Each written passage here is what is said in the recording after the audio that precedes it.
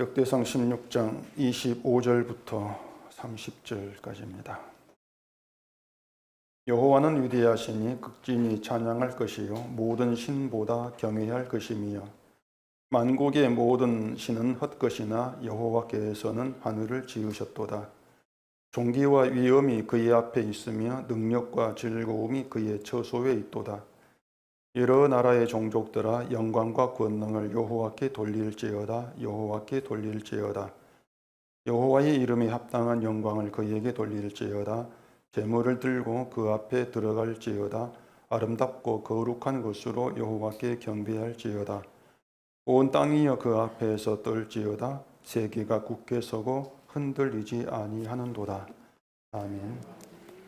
기도하겠습니다. 하나님께서 저희를 부르시고 성도 되게 하셔서 예수 그리스도님께 하신 그 모든 이유가 하나님께 영광을 돌리는 찬송이 있음을 오늘 이 말씀을 통해서 알고 또한 그 찬송의 도구로 쓰여지는 저희가 되도록 해주시옵소서. 예수님 이름으로 기도합니다. 아멘. 오늘 본문을 보게 되면은 모든 교인들이 하나님에 대해서 상식처럼 알고 있는 그런 내용으로 다 되어 있습니다. 여호와는 위대하시다. 이건 당연히 다들 그렇게 믿는다. 이렇게 하는 것이고 또 이 세상의 모든 신 헛되다. 여호와만 참된 신이다. 그래서 여호와만 경외해야 된다. 이런 모든 것들이 당연한 믿음으로 이제 그렇게 자리하고 있다. 이렇게 말할 수가 있겠죠. 뒤에도 마찬가지예요. 하나님이 하늘을 지으셨다. 영광과 권능을 여호와께 돌릴지어다. 이런 모든 내용들이 기독교인들에게는 너무나도 당연한 들어간 말로 다가오게 되는 것입니다. 그래서 36절에 보면은 다윗의 말을 들은 백성들이 아멘 하면서 여호와를 찬양하였다. 이렇게 되어 있는데 지금의 교인이라도 그렇죠. 이러한 내용을 보게 되어지면은 아멘 그렇게 반응을 할 거란 말입니다. 그러면서 내용에 대해서 위대하신 하나님을 찬양합시다. 영광 돌립시다. 이렇게 이제 나올 것인데 이 본문을 이제 그렇게 우리가 받아들였을 때에 문제가 이제 뭔가 하면은 이 본문이 말한 대로 우리가 하나님을 알고 있으면 그게 하나님을 아는 것으로 이렇게 인정이 되냐고 하는 겁니다. 여호와는 위대하시다. 하늘을 지으셨다. 존귀와 위엄이 여호와 앞에 있다. 이런 내용들을 우리가 알고 있고 또 그렇게 이제 믿는다고 하면은 그게 하나님 아는 것이냐 그런 생각을 우리가 해볼 필요가 있다는 거죠. 무소부지하신 하나님 뭐 이런 말을 들어보셨을 것입니다. 신앙 용어인데 하나님이 세상 어디에도 계시지 않은 곳이 없다 그러한 얘기죠. 뭐 그거 말고도 뭐 무한하신 하나님, 전지전능하신 하나님, 뭐 생사와 주관하신 하나님 여러 수식으로 붙여서 하나님을 말하는데 그런 뭐 그렇게 말하는 걸 좋아들 해요. 사람들이 그냥 하나님 하는 것보다도 뭐 무한하신 하나님, 무소부지한 하나님 이렇게 말하면은 뭔가 하나님을 더 높이고 영광 돌리는 느낌을 이제 받게 된단 말입니다. 물론 다 맞는 말이죠. 무소부지하신 하나님 다 맞는 이제 말인데 근데 하나님을 우리가 이제 그렇게 얘기를 한다고 해서 그것이 하나님께 영광이 되는 것이고 또 하나님을 높이는 것이고 하나님을 아는 것이라고 할 수 있냐고 하는 것이죠. 그렇게 생각하면 안 되는 거예요. 비록 성경이 얘기한 대로 하나님은 위대하신 분이다. 맞죠? 또 전지전능한 분인 것도 맞는데 근데 사실은 하나님이 위대하신 어떻게 위대하시는가? 또 하나님이 전지전능이 어떤 것인가? 이러한 내용이 들어가면은 모두가 다 인간의 상상이에요. 위대하심도 전지전능도 인간이 상상하면서 하나님 이러이러해서 위대하시다. 그렇게 알고 있단 말입니다. 하나님이 세상을 지으셨고 우주 만물 주관하신 하나님이야. 그렇게 얘기하면서 그게 하나님 위대하십니다. 그런 식으로 이 상상을 하는 것이죠. 또 하나님은 이 땅에 모르시는 것이 없어. 못하시는 것도 없어. 그걸 가지고 하나님 전지전능 또 그렇게도 상상을 한단 말입니다. 자, 그러면 이제 우리 생각해 보십시다.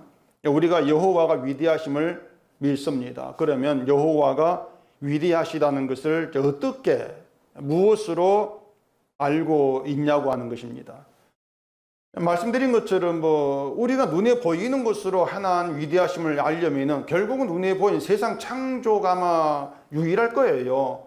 하나님이 세상을 지으시고 우주 만물 주관하신다. 하나님 위대하시다. 그렇게 얘기를 할 거란 말입니다. 그렇다면 우리가 눈만 뜨면은 세상이 보이죠. 그러면 우리가 눈만 뜨면 보이는 세상에서 이 세상이 우리에게 여호와가 위대하시다는 걸 우리에게 이제 증거하고 있다. 이런 의미가 되는 것인데 우리가 과연 그러하냐고 하는 거죠. 세상 보면서 하나님 위대하신 분이구나. 그렇게 생각을 하고 깨닫고 그렇게 살아가냐고 하는 것이에요. 그렇지를 않죠, 우리는. 아까 그 무소부지하신 하나님 말을 했는데 하나님은 세상 모두에 계시죠. 계시는데 여러분 눈으로 보는 모든 곳에 하나님 계시는 거예요. 모든 곳에 계시는데 그러면은 하나님이 계신다고 하는 것을 우리가 알아야 하지 않습니까? 이 땅 세상 모두에 하나님 계시 이걸 알고 또 그걸 뭔가 보는 가운데에서 무소부지한 하나님 이렇게 나오는 게 맞는 것이지 그냥 생각만 하고 상상만 하면서 무소부지 이렇게 말할 수 없단 말이에요. 결국 따져보면은 우리가 어떤 하나님을 얘기한다 할지라도 솔직히 말하면 상상입니다. 그냥 상상력을 발휘해서 생각하는 거예요. 그러면서 하나님은 이렇게 계시겠지 생각하면서 그냥 그러려니 하고 넘어가고 인정해 주는 그런 이제 수준이라고 할 수가 있는 거죠. 그 무소부재라는 건 이 세상 모든 곳에 하나님이 계신다는 것을 이제 믿는다고 하는데 자, 그럼 보십시다. 여러분이 세상 모든 곳에 하나님이 계신다는 것을 보고 살아요. 그걸 봐요. 그게 좋은 일일 것 같습니까, 여러분? 눈만 뜨고 세상 보면 하나님 계시는 거야. 그게 좋겠냔 말입니다.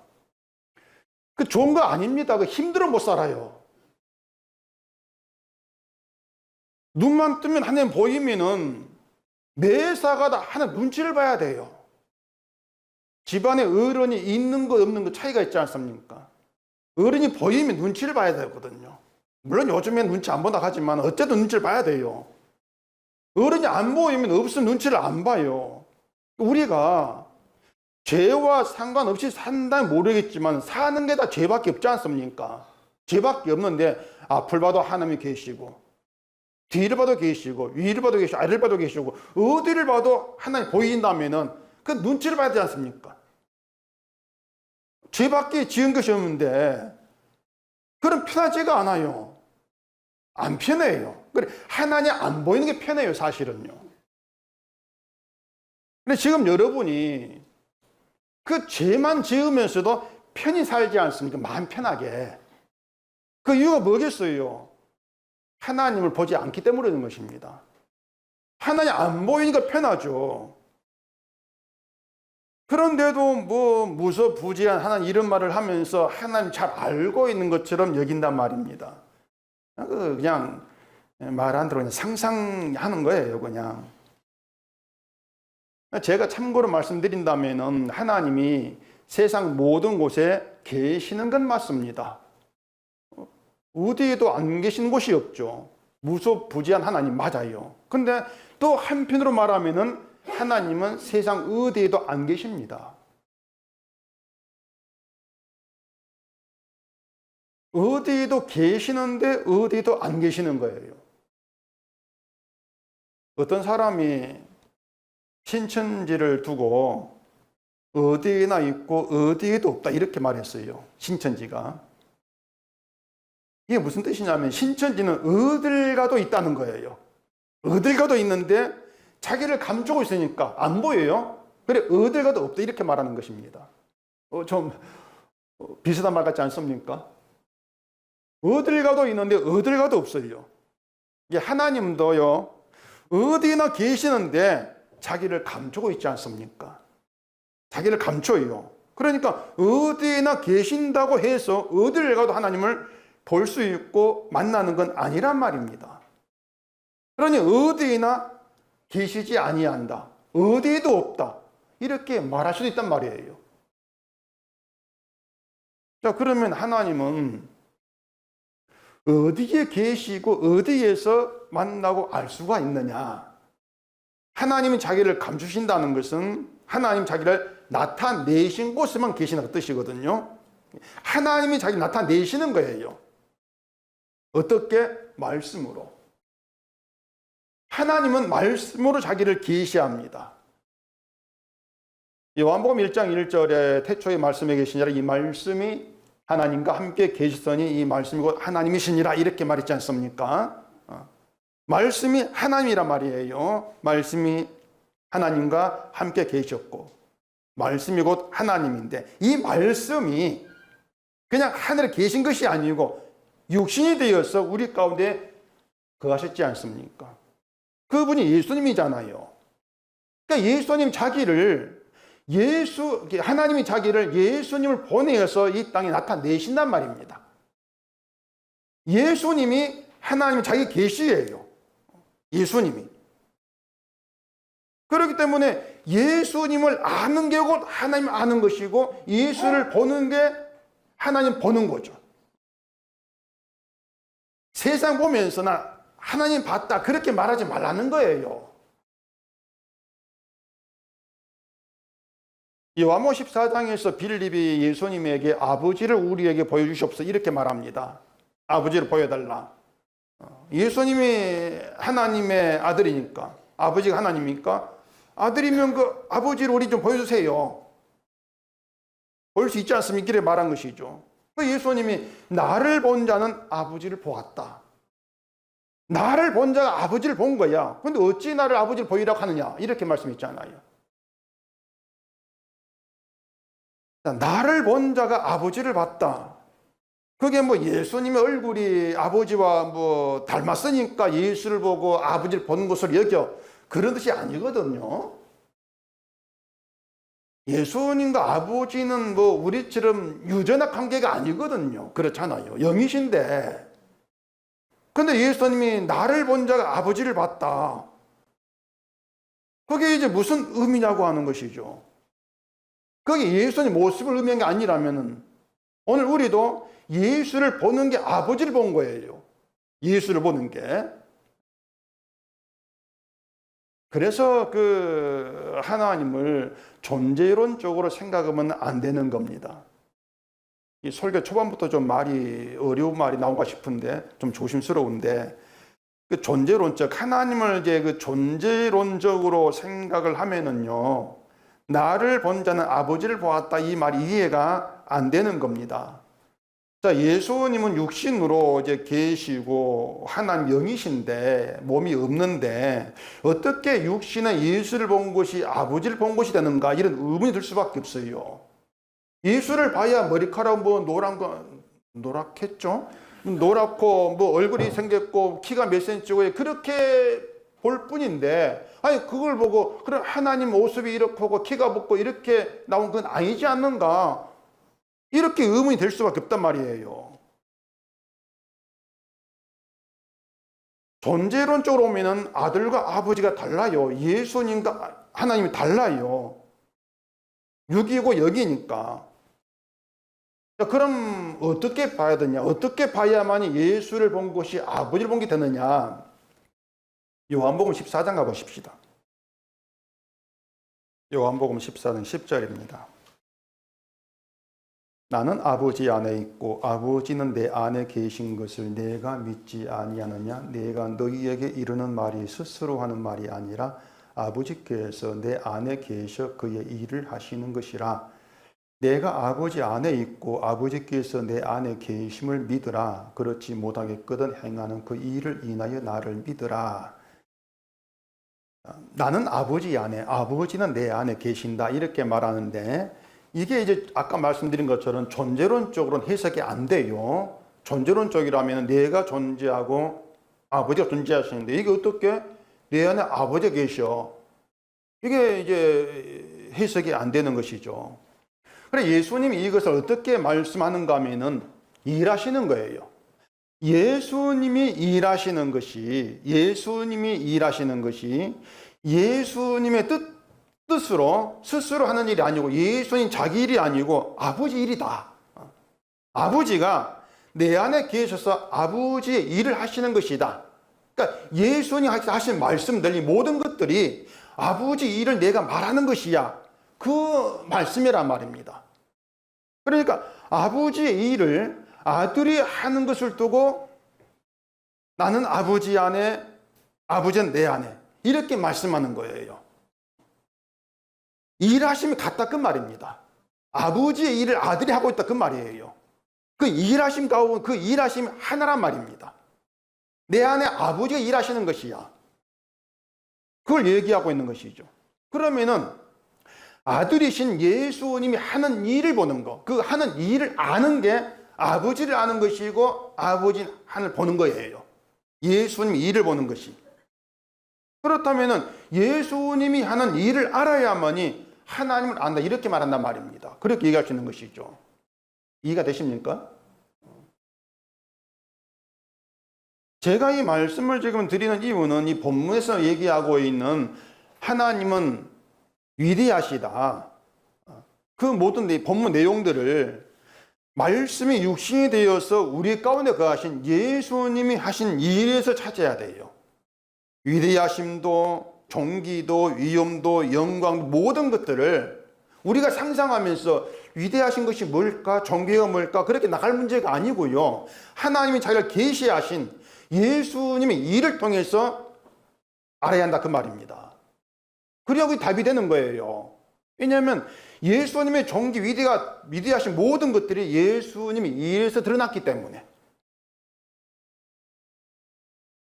본문 25절 봐보십시다.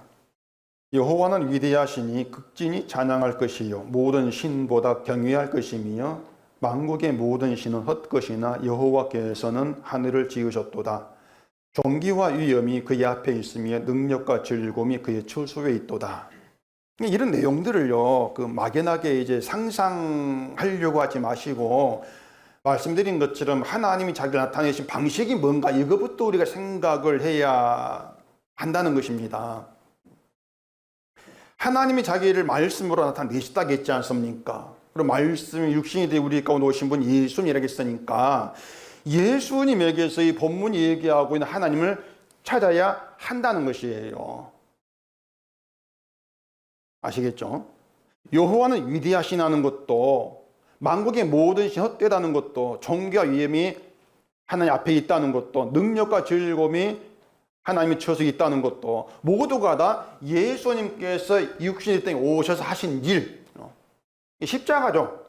그 십자가 안에서 찾아야 할 문제란 말입니다. 상상만 하지 마시고.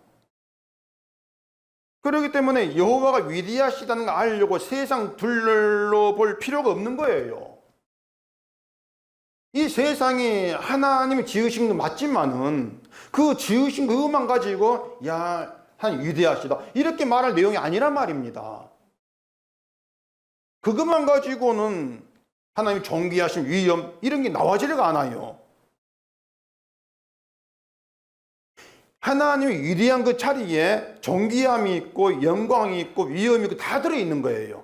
이건 위대하신 일이고 이건 존귀한 일, 이건 영광된 일이고 따로 떨어서 끊어서 얘기할 문제가 아니란 말입니다.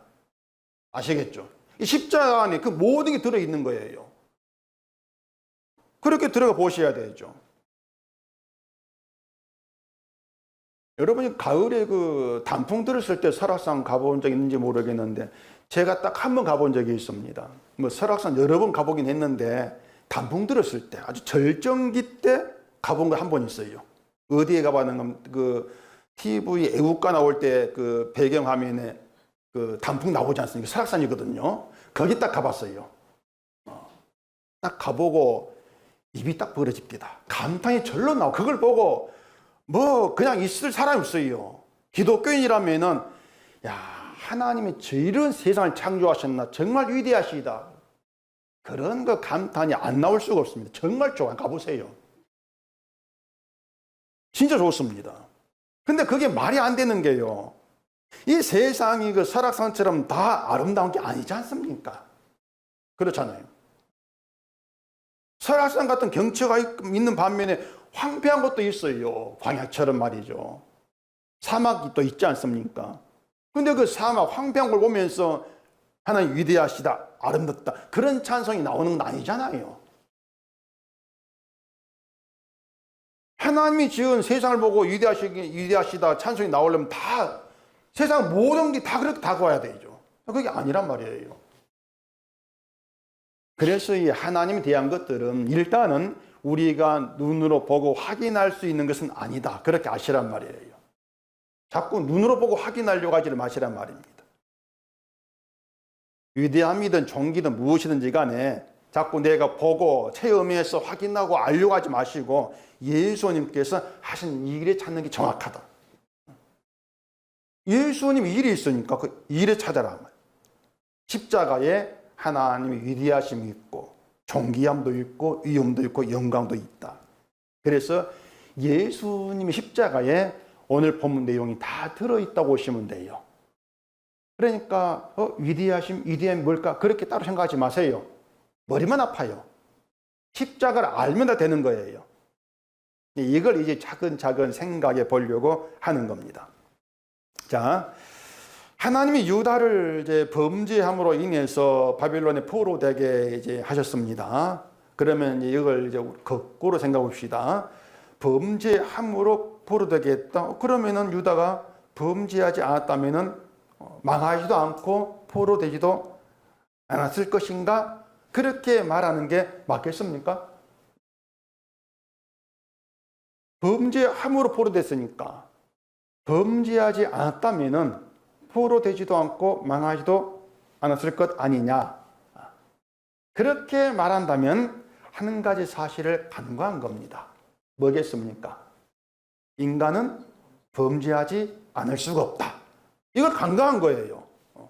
그러니까 범죄하지 않았다면 그 말이 인간의 성립이 안 돼야 해. 그 자체가 범죄한 인간이기 때문에. 그렇기 때문에 범죄하지 않았다면 그럼 그냥 가설인데 그 가설이 무의미한 거죠. 결국 유다는 범죄할 수밖에 없고 포로로 끌려갈 수밖에 없어요. 그게 유다예요. 근데 그걸 이제 죄에 대한 심판으로 보지 말라겠죠. 심판을 위해서 포로되게 한 것이 아니니까. 자, 하나님이 포로되게 한 유다를 다시 예루살렘에 돌아가게 하십니다. 바벨론에서 구출해서 나오게 하신단 말이에요. 그 말이 뭐냐면요, 바벨론에서 나오게 하시려고 포로되게 했다, 그 뜻이에요. 바벨론에서 구해내는 그 작업을 위해서 포로되게 한 거란 말입니다. 그러니까 바벨론에서 구해내는 구출하는 그 일을 하시려면 먼저 포로되게 하셔야 되죠. 그거예요. 이건 병주고 약준 게 아닙니다. 이걸 이제 제2의 출애굽 이렇게 말할 수가 있는데, 애굽서 구출하신 것과 같은 의미로 보시면 돼요. 애굽에서 이스라엘을 나오게 하시려고, 구원하시려고 그 일을 위해서 먼저 이스라엘 애굽에 들어보내시지 않습니까? 먼저 들어보내신 거예요. 그래야만이 애굽의 출애굽이 있게 되겠죠. 그거 같은 거예요. 자, 그러면은 그렇게 먼저 사로잡히게 하셨다가 나오게 하신 이유가 뭐냐? 왜 그런 일을 하시느냐 말입니다. 왜 애굽에 먼저 들어가게 하시고 애굽의 종이 되게 하셨다가 나오게 하시는가? 왜 그렇게 일하시냔 말이에요. 어차피 나오게 하실 것인데 왜 포로되게 합니까? 왜 사로잡히게 합니까? 그 문제란 말입니다. 어차피 나오게 하실 거면 처음부터 포로되지 않게 하면 되지 않겠습니까? 그런 의문이 이제 있게 되겠죠. 그게 우리가 할 수 있는 생각이 범죄예요. 우리 입장에서, 인간 입장에서. 등산하기 싫어하는 사람이 하는 말이 있습니다. 뭔지 아시겠죠? 예. 어차피 다시 내려올 거. 힘들게 왜 올라가, 그겁니다. 그게 등산 싫어하는 사람들이 하는 말이에요. 아마 이 자리에 그런 말 하는 좋아하는 사람이 있을지 모르겠는데, 아니 어차피 내려올까 왜 올라가지? 힘들지만 올라가지 않으면은 산 정상에서 아래를 내려다보는 그 맛을 모르지 않습니까? 힘든 건 있는데 산 정상에서 세상을 바라보는 그 맛을 몰라요. 요즘은 그 산에서 하지 않는 것 같은데, 그 산에 올라가면 하는 게 있지 않습니까? 두 글자. 야호. 요즘에는 동물 놀린다고 뭐 하지 말라 하는데, 인간이 동물 사주가 봐줘야 돼, 지금은요. 동물 놀란다고 요즘은 야호도 안 하더라고요. 그러니까 야호라는 말은 산에 올라간 사람이 산에서만 할 수 있는 것이에요. 산에 가지 않은 사람들이 산 아래에서 야호 그러면은 이상히 욕먹 습니다. 시끄럽다고. 경찰 불러요, 그건. 그게 뭐냐면은 사로잡혔다가 구출되는 그 과정 속에서, 그 과정에서 알게 되고 하게 되어지는 것이 있단 말입니다. 사로잡혔다 구출되어 봐야만이 아는 게 있어요. 그래야만이 뭔가 맛을 보는 게 있단 말입니다. 이것은 사로잡혀 보지 않는 사람 모르는 게 있는 거예요. 사람들이 그냥 나 구원만 해주세요 이렇게 나오는데, 그 사로잡혔다 구원받는, 사로잡혀 보지 않으면 알지 못하는 것.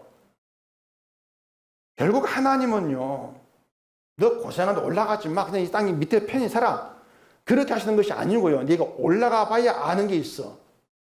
그러면 힘들게 산 위에 올려 보내시는 거예요. 힘들게 포로되게 하신단 말입니다. 포로되지 않으면 알 수 없는 걸 알게 하시려고. 그래 사람들이 구원이라는 거, 하나님의 구출하셨다 이런 내용들을 그냥 설명해 주면 그래 나도 아는데 하겠지만은, 그냥 그건 상상해 보는 수준입니다. 마치 그 상 정상에 올라간 사람이 정상에 바라본 경치를 내려와 가지고 아래에 있는 사 설명을 해줘요. 야, 산에 올라가니까 경치 이러이러하더라 상상하면은 상상은 하겠죠. 단풍이 이렇고 하면은 그래 하면 상상을 하겠지만은, 실제 산에 올라가 가지고 내가 바라보고 느낀 그 맛, 그건 모르지 않습니까? 그건 뭘 알 수가 없는 거예요. 실제 내가 그걸 올라가 봐야 아는 것이, 그것은요. 구원이 그런 것이라니까요. 구원을 설명하면은 뭐 상상은 하겠죠. 그런데 실제 내가 사로잡혀 보지 아니하면은, 정말 포로된 어떤 그 상황, 그 실제가 나라는 것을 알지를 못하면은 알게 되는 게 없어요. 알지를 못해요. 그렇기 때문에 포로 돼봐라. 그게 하나님 일이에요. 알 수 없는 걸 알게 하시려고. 출애굽기 7장에 보면은 하나님 모세에게 하나님 명령을 바로에게 말하여 이스라엘 자손을 애굽 땅에 내보내게 하라가 이렇게 이제 말씀하시고 보내는데, 그렇게 모세를 보내면서 하나님 바로의 마음을 완악하게 해버립니다. 모세에게 바로에 가가지고 내 명령을 전해서 이스라엘이 나오게 해, 이렇게 하는데 바로의 마음을 완악하게 한다. 그러면서 네가 가긴 가는데 네 말 바로가 안 들을 거야. 내가 완악하게 만들었어. 그런 내용들도 마찬가지예요. 그런 내용들도 우리의 생각 벗어나 있습니다. 우리 계산에서 벗어나 있어요. 우리 이해가 안 되는 거예요. 하나님이 바로의 마음을 완악하게 할 수가 있다면 반대로 바로의 마음을 온유하게 할 수도 있겠죠. 온유하게 하셔서 모세가 전한 명령에 순종하게 할 수 있지 않겠습니까? 그렇잖아요. 아니, 그러면은 우리 계산에 바로의 마음을 온유하게 해서 모세가 말을 전할 때에 그래 내 보내라 이렇게 하면 일이 순순히 잘 풀릴 건데, 완악하게 만들어가지고 내 보내지 않을까요? 그러면 가게 하고. 그래 하나님이 일이 왜 그렇게 하시는가? 그런 일들이 말씀드린 것처럼 바로의 마음을 완악하게 해야만이 그 가운데에서 알게 되어지는 게 있단 말입니다. 그거예요, 결국에는.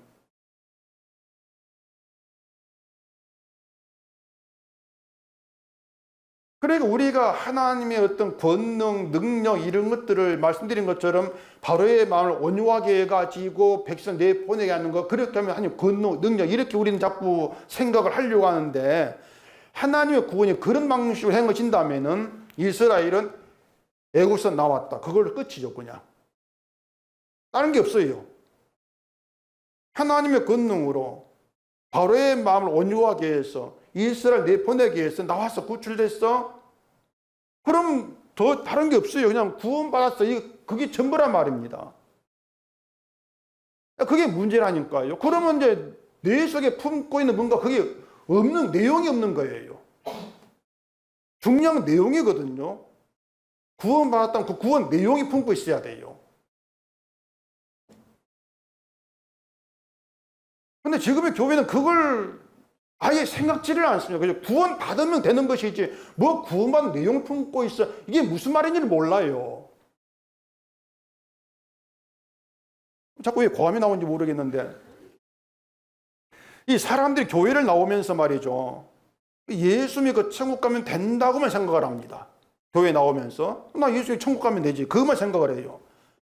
그러니까 하나만 알고 둘은 모른단 말이에요. 뭘 모르냐면은 천국 가면 되는 게 아니고요, 천국 가서 하는 일이 있는데 그걸 생각지 않습니다.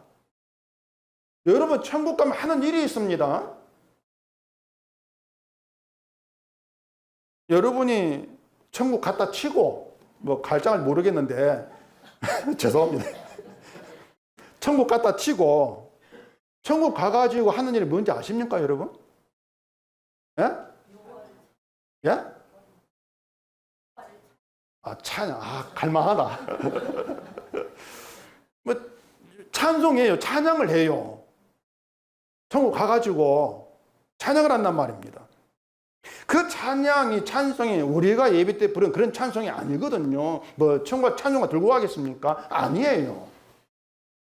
자, 천국 가면은 예수님이 계십니다.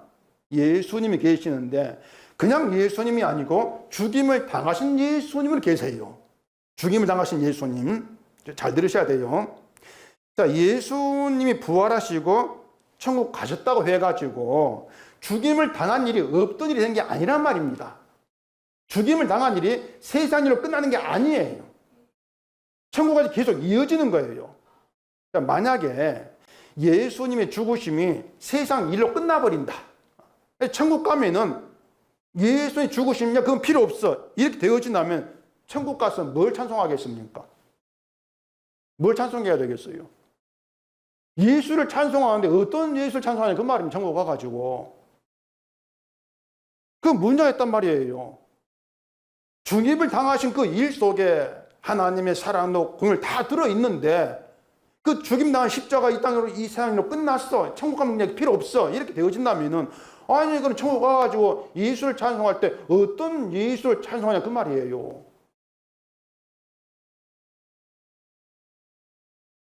나를 지옥이 아니고 천국 보내기 위해서 감사합니다, 뭐 그런 내용이 되겠습니까?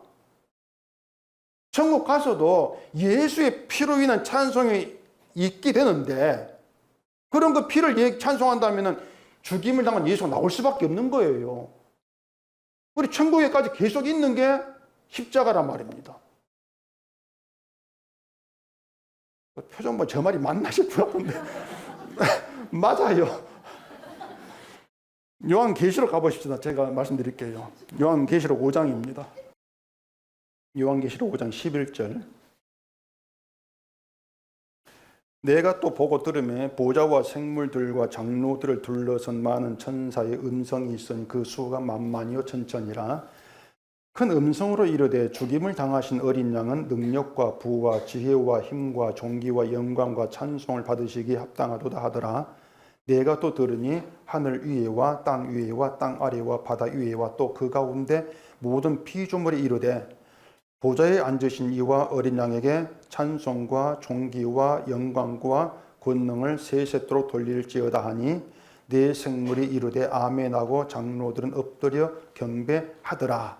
이렇게 되어 있습니다. 자, 이게 천국에 있는 찬송이에요. 찬송인데 거기 12절에 큰 음성으로 죽임을 당하신 어린 양 이렇게 말하지 않습니까? 천국에도 죽임을 당한 어린 양을 찬송한다 그 말입니다. 어린 양이 중심이 되어서 어린 양이 하신 일, 어린 양을 보내야 하신 하나님의 일이 찬송이 돼요. 그러니 죽임을 당하신 그 일이 그 안에 빠지면 안 되죠. 그리고 찬송이 안 되지 않습니까? 그러니까 하나님은요, 이 천국에서 부르는 찬송의 내용을 이루기 위해서, 그 찬송의 내용을 이루기 위해서 일하시다 이렇게 보시면 돼요. 왜 사로잡혀가게 하시는가? 그 찬송의 내용을 이루기 위해서 그런 거예요. 천국 가가지고 죽임을 당한 예수를 찬송하라고, 그 찬송을 하기 위해서 사로잡히게 하시고 포로되게 하시고 그 일을 지금 행하신단 말입니다. 그 일이 다 구약에서 나타내고 있는 것이 이스라엘 애굽에 잡히겠다 나오게 한 출애굽, 바빌론 잡히겠다 나오게 하시는 이의 출애굽, 그런 일들이란 말이에요.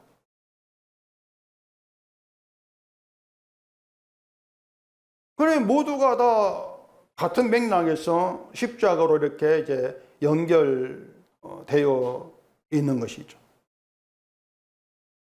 하나님이 애굽왕 바로를 완악하게 하시는데 바로를 완악하게 하시는 이유가 뭔가 하면은 이스라엘을 도무지 구원될 수 없는, 자기들 스스로의 어떤 의지나 힘, 능력으로 구원될 수 없는 그런 상황을 만들어버리는 겁니다.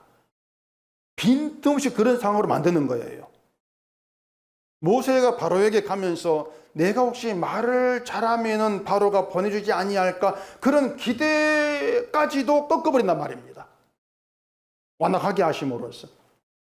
그러니까 도무지 구원될 수 없는 상태로 만드시고, 그 구원이라고 하는 것이 구원될 수 없는 상태에서 이루어진 구원이다, 그렇게 나타내시는 거예요. 도무지 구원될 수 없는 상태에서 이루어진 구원. 그럴 때 구원, 존귀한 구원이 되고 가치 있는 구원이 되어지는 것이죠.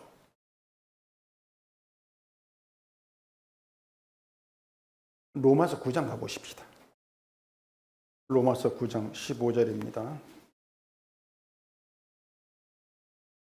모세에게 이르시되 내가 긍휼히 여길 자를 긍휼히 여기고 불쌍히 여길 자를 불쌍히 여기려 하셨으니 그런즉 원하는 자로 말미암음도 아니요 다른 박질하는 자로 말미암음도 아니요 오직 긍휼히 여기시는 하나님으로 말미암음이니라. 성경이 바로에게 이르시되 내가 이 일을 위하여 너를 세웠으니 곧 너로 말미암아 내 능력을 보이고 내 이름이 온 땅에 전파되게 하려 함이라 하셨으니 그런즉 하나님께서 하고자 하시는 자를 긍휼히 여기시고 하고자 하시는 자를 완악하게 하시느니라. 이렇게 말합니다. 하나님의 긍휼히 여기는 사람이 있습니다. 이제 성도들이죠. 그런데 이 성도들을 긍휼히 여기심으로 인해서 하시는 일이 뭐냐면은 하나님 능력을 보이시고 하나님의 이름을 온 땅에 전파하시겠다고 하는 것입니다. 그 일을 위해서 바로의 마음을 완악하게 하신다는 거예요. 바울을 세워서 능력을 보이고 이름을 온 땅에 전파되게 하기 위해서. 자, 그렇게 성도를 이제 긍휼히 여기시고 긍휼히 베푸시는데, 이 성도가 하나님의 긍휼을 이제 받은 사람인데, 그러면 성도는 자기가 긍휼을 받았다는 것을 알아야 되지 않겠습니까? 내가 긍휼을 받았구나, 긍휼이 이런 것이구나 알아야 된단 말입니다. 자, 그럼 여러분이 긍휼을 받은 성도로 하십시다. 그러면 긍휼을 알아야 합니다. 긍휼을 받았다면 알아야 되는데 무엇을 어떻게 긍휼을 알겠냐 말입니다. 어떻게? 그냥 나 같은 죄인을 하나님께서 구원했습니다. 그 긍휼을 입었습니다. 물론 말은 되는데 그게 자칫 상상하는 것으로 끝날 수 있단 말이에요. 상상하는 것으로. 그러니까 그런 점들 우리가 늘 좀 주의를 할 필요가 있다고 하는 거예요. 어떻게 긍휼을 알게 되는가, 이걸 말씀드리겠는데, 자, 인간은 아무것도 할 수 없고 아무것도 알지 못한 존재입니다. 우리는 아무것도 할 수 없다는 것을 포함해서 아무것도 몰라요. 우리는 할 수도 없고 몰라요. 하나님의 위대하심도 존귀도 위엄도 영광도 권능도 은혜도 사랑도 긍휼도 아는 게 하나도 없습니다. 우리는요, 아무것도 몰라요. 안다고 착각하지 마세요. 우리가 아는 게 하나입니다. 나를 사랑하는 거예요. 우리 그거밖에 몰라요. 나에게 좋은 게 선한 것이고 나에게 나쁜 건 악한 것이다. 선악 지식, 선악을 아는 것밖에 없어요. 그렇기 때문에 하나님의 궁유를 우리는 당연히 모릅니다. 우리는 궁유를 모르는 자예요. 그러면 하나님이 우리를 궁유를 여기시고 궁유를 베푸신다면은 궁유를 베푸시는 것으로 끝나면 안 된단 말이에요. 왜? 왜 그렇겠습니까? 왜 그래요? 궁유를 줘봐야 모르니까. 우리 궁유를 모른다겠어요? 모르면 궁유를 베풀어봐 궁유를 몰라요. 궁유를 모른 자로 천국 갔다? 그럼 어떻게 되겠어요? 궁유를 모르는 천국 갔다? 그러면 찬송 어떻게 합니까? 궁유를 모르는데 찬송이 안 되잖아요. 무슨 말인지 이해되시죠 지금? 대답을 좀 시원하게 참 좋겠는데. 자, 어린 양으로 베풀어진 궁유를 알아야 찬송을 할 것인데 궁유를 모르면 찬송을 할 수 없단 말입니다. 찬송이 안 돼요. 그리고 우리는 궁유를 몰라요. 그래서 하나님은 궁유를 여길 자를 궁유를 여기시면서 궁유를 베푸시고 어떻게 합니까? 궁유를 알게 하신단 말입니다. 우리 모르니까 알게 하시는 거예요. 그렇게 궁유를 알기 위해서 천국 가가지고 하나님의 궁유를 찬송하겠다. 그게 하나님 뜻이란 말입니다.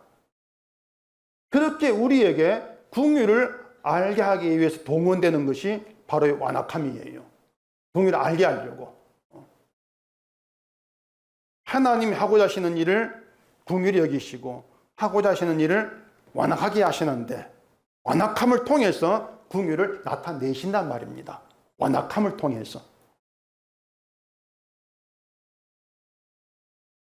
제가 설교 준비하면서 어떻게든 좀 어렵지 않게 말씀드리려고 최선을 다하겠습니다. 지금 이게 저희 최선이에요. 어쨌든 좀 잘 이해되기를 좀 바랄 뿐이죠. 바로가 완악해서 모세가 전한 하나님 명령을 듣지를 않습니다. 여호와가 누군데 그러면서 무시를 하죠. 근데 그런 바로의 완악함이 그 수천 년 전에 바로 한 사람의 개인적 성향으로 끝나지를 않아요. 바로의 완악함은 그 개인 바로의 한 사람의 성향으로 얘기가 되지 아니한단 말입니다. 하나님이 바로를 완악하게 하셔서 하나님에 대한 인간의 완악함, 그리고 하나님 믿는다고 하는 이스라엘의 완악함 함께 나타내시는 거예요. 바로의 완악함이 이스라엘 너희 완악함이다. 그렇게 연결해서 가르치신단 말입니다. 그 완악함이 광야에서 노골적으로 드러나지 않습니까? 바로의 완악한 태도가 광야에서 노골적으로 드러난 거예요. 원망하면서, 애굽을 그리워하면서, 마치 여호와가 누군데, 왜 우리 이렇게 힘들게 하는데, 그런 식으로 드러낸단 말입니다. 그것으로 인해서 이스라엘은 바로와 같은 완악한 자로 구원받을 가치가 없다, 이렇게 드러나지는 것이에요. 그런 일을 통해서 이스라엘은 정말 어떤 구원의 가치도 없는, 구원받을 이유도 전혀 없는 그런 존재로 드러나요. 구원에 대해서 먼지만큼의 지분도 주장할 수 없는, 이스라엘 지분이 먼지만큼도 없는 게 구원에는. 그렇게 잘라버리신단 말입니다. 그렇게 해서 구원은 순전히 하나님의 궁일로 된 것이다. 능력으로 되어진 일이다. 그렇게 드러내시는 거예요. 궁일로 되어진 일이다. 이스라엘 애굽에 나올 때에 문설주에 어린 양 피를 발랐습니다. 어린 양 피로 인한 출애굽이고 하나님의 궁일이 여기심을 어린 양의 피로 보이신 것이에요. 이게 나의 궁일이, 너희를 궁일이 여긴 것이다. 피가. 그래서 이스라엘이 어린 양의 피로 인해 애굽의 모든 장자가 죽는 죽음에 건짐받는 것이고 구원받은 것. 그것이 바로 하나님의 궁일이 여기심 받은 것으로 증거된다고 하는 것입니다. 결국에는요, 하나님의 궁일을 알게 되는 일에 필히 등장하는 것이 인간의 완악함이에요. 그 완악함이 빠지면 긍휼을 알지를 못해요. 드러나지가 않아요. 그래서 하나님께서 우리에게 긍휼을 알게 하신다. 어떻게 하겠습니까? 우리의 완악함을 알게 하시겠죠. 내가 얼마나 완악한 내 고집을 가지고 나를 위해 살아가는 그런 존재인지, 얼마나 내가 하나님 싫어하는 존재인지 이걸 알아야만이 하나님의 긍휼을 이해하고 알게 되는 것입니다. 하나님 하늘 글자 써가지고 긍휼 이런 것이고 설명하지를 않아요. 하나님이 우리의 실제 모든 삶 속에서 내가 이래서 완악한 존재구나 느끼고 실감하게 만들어요. 우리 모든 삶을 통해서. 그게 하나님 일이란 말입니다. 그런 하나님 일이 없으면 우리는요, 평소에 살아가면서 내가 완악하다 느끼지를 않습니다. 실감하지를 않아요. 내같이 성격 좋고, 이웃과 잘 지내고, 교회 잘 다니고, 교회도 잘하고, 늘 은혜 감사합니다. 그렇게 평온하게 살아가는 가운데에서 내가 바로처럼 완악하구나. 그걸 누가 생각합니까, 자기를? 그냥 신자답게 생각을 하죠. 자기 완악함을 몰라요. 그래서 하나님 하신 작업이 우리의 그 삶을 내 뜻과 다르게 막 흔드시면서 어지럽히시면서 막 꺾으시면서 말씀을 들이미시는 것이에요. 돈 벌려고 부자 되려고 힘쓰고 열심히 살아가는 그런 나에게 부자 되기에 일 쓰지 말고 몇 글자입니까 이게? 10글자입니까? 딱 들이매면 우리는 그냥 끝나는 거예요. 이런 말씀이 있는데 나는 내 풍족하고 싶은 생각을 버리지 못했구나. 이게 내 완악함이지. 먹을 것 입을 것 있은지 족한 줄로 알라. 이 말씀들. 그런 말씀들이 있는 앞에서 나는 이렇습니다. 믿습니다. 믿음 잘합니다. 이런 말 우리가 할 수가 없죠. 말씀을 들이밀면 우리는요, 늘 나를 위해서, 내 풍족을 위해, 내 행복을 위해 살아가는 그 욕심을 절대 포기하지 않고 있는 내가 늘 보일 수밖에 없어요. 그런 완악함을 알게 한단 말입니다. 그럼에도 불구하고, 그런 완악함에도 불구하고 예수의 피로 구원하셨다. 내 손에 의해서 예수님 죽이심을 당했는데도 그 피로 나를 용서 구원하셨다. 그 하나님의 긍휼이 완악함이 내 마음에 남게 되는 것이죠. 근데 긍휼은 완악한 마음에 남는 것이지 완악함이 없는 마음에 긍휼은 남지를 않습니다. 늘 내 자랑이 남을 뿐이죠. 그렇게 완악한 마음에 긍휼을 남기 위해서 하나님의 긍휼과 사랑이 찬송의 내용이 되게 하셔서 찬송의 영광을 받으신다. 그게 성경 이야기예요. 이게 29절에서 말한 여호와 이름 합당한 영광 이렇게 얘기할 수 있단 말입니다. 28절 가보십시다.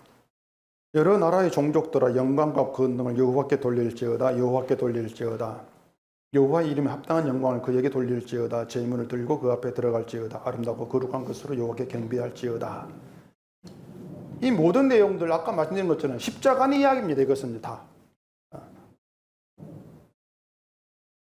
제물도 그 앞에 들어간다? 십자가 얘기예요. 영광과 권능을 여호와께 돌릴지어다 얘기하는데 제가 앞에서 말씀드린 게 있죠. 인간은 아무것도 할 수 없는 존재라는 거. 그 말은 여호와께 영광과 권능을 돌리라고 해서 인간이 돌릴 수 있는 존재가 아니란 것입니다. 우리는 영광, 권능도 하나님께 못 돌려요. 늘 영광, 권능 누구에게 돌립니까? 나에게 돌리죠. 늘 우리는. 나에게 돌리는 거. 내가 한 일이 보이는데 내가 잘해서 내가 이렇게 해서 내가 믿고 그렇게 영광, 권능 나에게 돌리고 있죠. 그러니까 영광 돌립시다 하나님께 이렇게 얘기하고 있는 것은 인간의 완악함을 모르는 겁니다. 그것은요. 인간의 무능함, 무능력, 완악함 이걸 모르기 때문에 여호와께 영광 돌리자 이런 말을 하고 있는 거예요. 그러면 시간 가도 성경도 봐보십시다. 에스겔서 39장입니다. 에스겔 39장 25절입니다. 그러므로 주 여호와께서 이같이 말씀하셨느니라. 내가 이제 내 거룩한 이름을 위하여 열심을 내어 야곱의 사로잡힌 자를 돌아오게 하며 이스라엘 온 족속에게 사랑을 베풀지라. 잠깐 펴놓으세요. 또 한글 볼 거니까. 하나님이 사랑을 베풀어서 바빌론에서 유다를 돌아오게 하신다. 그 내용입니다. 그러면 유다가 예루살렘에 돌아와서 하나님 은혜 사랑 감사합니다. 이렇게 말하면 하나님께 영광 돌리게 됐는가? 이렇게 얘기할 수 있냐 그 말입니다. 우리가 하나님의 사랑에 대해서 하나님께 이제 따진다고 따져봅니다. 사로잡혀가게 했고 사랑을 베풀어 돌아오게 하신다. 유다는 그 기간에 70년간 말도 못할 고생을 했습니다. 그럼 뭐라고 따지겠습니까? 우리 입장이라 뭐라고 따지겠습니까? 하나님 얘기한 병 주고 약 줍니까? 그런 심정이 아니겠어요? 아니 병 주고 약 줍니까? 우리가 생각하는 사랑은 처음부터 망하지 않게 하는 겁니다. 망하지 않게 하고 포로되지 않게 하는 그 사랑을 생각합니다. 70년 고생했고 다시 돌아와 봐야만 바로 돌아와 봐야 예전 예루살렘 사라지고 없어요. 그냥 계속 힘들어요. 그게 무슨 사랑이냔 말이에요. 사랑을 사랑으로 여기지 않을 게 분명하단 말입니다. 그러면 하나님의 사랑은 뭐냐? 해방에서 돌아오게 하시는 그 자체가 사랑이 아니에요. 하나님의 사랑은 사랑받을 자격이 없는 자를 사랑하신단 말입니다. 그게 사랑이란 말이에요. 그러니까 사랑받는 것 이것만 생각하지 마시고 사랑받을 자격이 없는 인간의 완악함을 생각하라 그 말입니다. 그럼 돌아오게 하시는 것은 돌아올 자격이 없는 돌아오게 하는 그 사랑이란 말이에요. 돌아왔는데 힘들어 그게 아니란 말이에요. 돌아올 자격이 없는 돌아오게 하신다. 고국 땅에 힘들어도 애굽은 여기 황폐해도 돌아왔어. 그 사랑을 알아야 한단 말입니다. 그런데 완악함을 빼버리니까 사랑이 사랑을 여겨지지 않는 거예요. 힘들다 이렇게 나오는 것이고 우리가 살아가면서 그러잖아요. 힘들면 힘듭니다. 그래서 사랑은 없어요. 내가 힘드니까 무슨 사랑이 있겠습니까? 근데 그 힘든 가운데서도 하나님께서 먹게 하시고 마시게 하시고 살게 하시고 예수 믿게 하시고 나 같은 자를 그 생각을 우리가 하지 않고 있는 것이에요. 또 그 에스겔 39장 28절도 봐보십시다. 전에는 내가 그들이 사로잡혀 여러 나라에 이르게 하였거니와 후에는 내가 그들을 모아 고국 땅으로 돌아오게 하고 그 한 사람도 이방에 남기지 아니하리니 그들이 내가 여호와 자기들 하나님인 줄 알리라. 유다 또 이스라엘 족속을 여러 나라에 흩어지게 했습니다. 그렇게 흩어진 사람을 한 사람도 빠짐없이 이방에 남기지 않고 고국 땅에 돌아가게 하신다. 이렇게 말합니다. 이게 하나님 구원이라는 것이에요. 그러니까 어디에서 어떤 사람이든지 간에 하나님이 긍휼히 여기고자 한 사람은 한 사람도 실패하지 않고 구원하신다는 거예요. 하나님의 권능과 위대하심은 그렇게 드러난단 말입니다. 한 사람도 구원에 실패하지 아니한다. 사로잡힌 자들은 자기 힘으로 고국 땅에 돌아갈 여력이 없어요. 우리가 내 힘으로 예수를 믿고 예수께 돌아갈 여력이 없어요. 우리는 그런 능력이 힘이 없어요. 우리를 보면 구원에 실패할 수밖에 없는 그런 존재밖에 안 돼요. 근데 하나님이 긍휼히 여기겠다 작정한 자들은 실패하지 않고 하나님께로 모아드린단 말입니다. 그게 사랑이라고 하는 것이죠. 아무 가치도 없는 그들을 구원하시는 것. 그렇기 때문에 우린 실패할 수밖에 없는 인간인데 그럼에도 구원하시는 한 사람도 실패하지 아니하는 하나님의 구원에 위대하심이 있고 존귀와 위엄과 능력이 거기 다 들어있다는 거죠. 구원에, 십자가 구원에.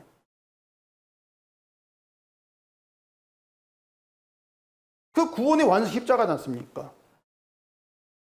그래서 십자가에 오늘 보면 내용이 다 들어있다. 그렇게 말씀을 드리는 거예요. 아까 예수 25절에 하나님 열심을 내어 사로잡힌 자를 돌아가게 하신다 했는데 무엇을 위한 열심이 나와 있습니다. 무엇을 위한 열심. 거기 성경 보세요. 무엇을 위한 열심이에요. 내 거룩을 위해 이렇게 말합니다. 하나님 거룩을 위한 것. 사랑을 베푼 것도, 공의를 베푼 것도 하나님 거룩한 이름을 위한 일이다. 이렇게 되어 있죠. 보면 26절에 보면은 그들이 그 땅에 평안히 거주하고 두렵게 할 자 없게 될 때 부끄러움을 품고 내게 범한 죄를 뉘우치리니. 예수의 거기 이렇게 되어 있습니다. 하나님이 돌아오시 하신 고국 땅에서 평안히 거주하고 두렵게 한 적 없을 때에 이제 평안히 잘 살면 되겠다. 그것이 아니고 돌아온 땅에서 부끄러움 품고 죄를 뉘우친다는 것입니다. 이게 구원의 내막을 아는 사람의 일이에요. 부끄러움 품고 죄를 뉘우치는 거. 내가 어떤 자리에 구원받았는가 이걸 알기 때문에 부끄러움 품게 되고 죄를 뉘우치고 회개한단 말입니다. 회개하면서 회개했으니까 내 죄를 용서해. 그게 아니에요. 그냥 부끄러운 뿐이에요. 그냥 주일 빠지고 벌 받을까 회개하는 그런 회개가 아니란 말이에요. 그건 부끄러움 품고 있는 게 아니죠. 그것은 부끄러움 품고 있는 구원이라고 하는 것은 그냥 하나입니다. 나 같은 자, 정말 내가처럼 부끄러움을 구원하신 긍휼과 그 사랑이 존귀하고 감사합니다. 그냥 그게 전부예요. 그렇기 때문에 하나님이 나 같은 자를 구원하신 긍휼 사랑 앞에 우리는 할 말이 없어야 돼요. 하나님 앞에 존귀와 이음이 있다겠죠. 존귀와 이음이 있는 하나님 앞에서 우리가 할 말은 없습니다. 내가 잘했다고 내놓을 게 뭐가 있겠습니까? 회개 말고 다른 게 없어요. 아무것도 없어요. 바로 그런 사람들이 천국 가가지고 죽임을 당하신 어린 양으로 찬송을 한단 말입니다. 그래서 천국 가가지고 부를 찬송을 미리 세상에서 맛보고 연습하는 게 성도예요. 이 땅에서 미리 천국의 찬송을 연습한단 말입니다. 그렇게 오면 하나님이 우리로 하여금 완악함이 드러나는 그런 길로 이끄시고 완악함 알게 하시고 부끄러움 품게 하시는 모든 일은 장차 천국에서 찬송할 성가대를 만드는 일이다. 이렇게 말하죠. 제가 듣기 좋은 말 안 하는데 이 말 참 듣기 좋지 않습니까? 천국의 성가대. 여호와 이름에 합당한 영광 돌리는 찬송을 하는 그런 성도 되게 하시는 것이 쉬지 않은 한 열심이에요. 하나님 이름을 위한 열심이다.